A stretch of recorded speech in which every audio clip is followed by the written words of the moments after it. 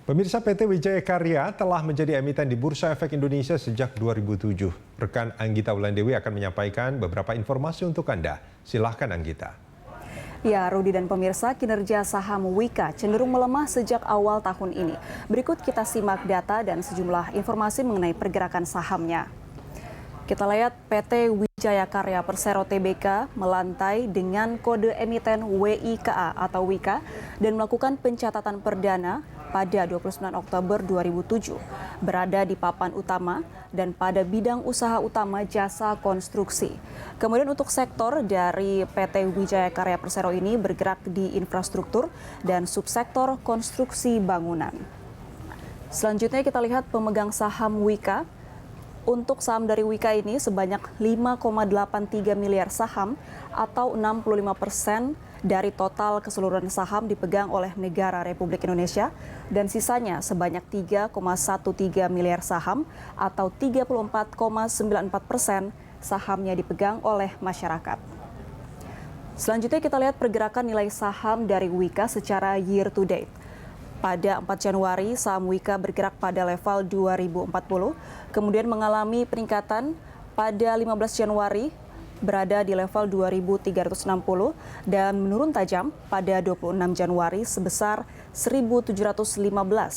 Kemudian mengalami penguatan kembali pada 15 Februari menjadi di level 2010 dan kemudian terus turun mulai 17 Maret berada pada posisi 1735 dan pada 30 Maret berada pada posisi 1540.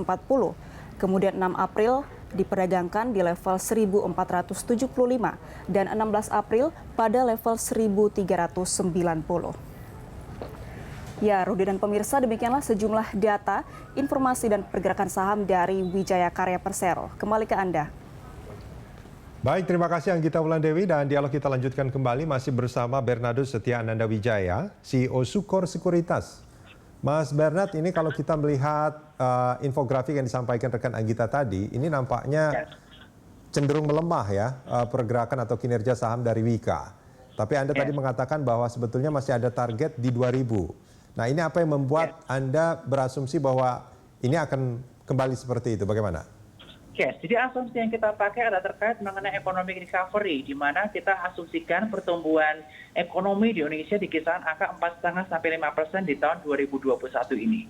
Dan kita memperkirakan adanya kenaikan dari earnings dari Wika di kisaran angka sekitar 30 sampai 40%. Di mana ini sangat possible dengan berbagai kontrak kerja yang dimiliki oleh Wika di tahun 2021 dan juga berbagai proyek yang terhenti di tahun 2020 ada potensi jalan lagi di tahun 2021. Di mana saat pandemi Covid terjadi di tahun 2020 kemarin, EPS yang dihasilkan oleh Wika sudah mencapai 21 per lembar sahamnya atau dengan sales atau net sales di angka 16,54. Dan juga net profit di angka 185,77 billion.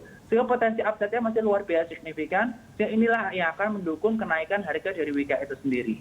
Apalagi sentimen SWF juga masih ada terkait mengenai dana asing yang akan masuk ke Indonesia di investasi di SWF, yang mana ini bisa menjadi sentimen positif penggerak saham terkait saham-saham konstruksi.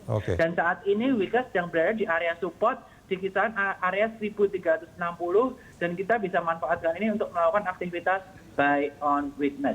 Dan dia akan maju cukup signifikan dan membentuk double bottom jika dia break area 1490 dan ini ada pola pembalikan arah jika dia mampu membalikan di angka 1490 sebagai angka yang perlu diperhatikan.